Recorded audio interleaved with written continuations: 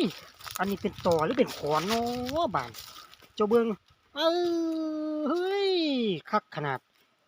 บู้ยคือมางามคักแท้อันนี้เขาเรียกว่าต้นต่อเลยครับเด้อปื้ยมาเด้อครับเก็บเห็ดบดลมหนาวไว้ๆวือวือดอกที่สี่ห้าพร้อมครับหก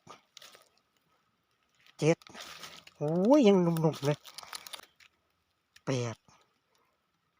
เก้าสิบ1112 13เอ้ยดอกนี้ที่สุด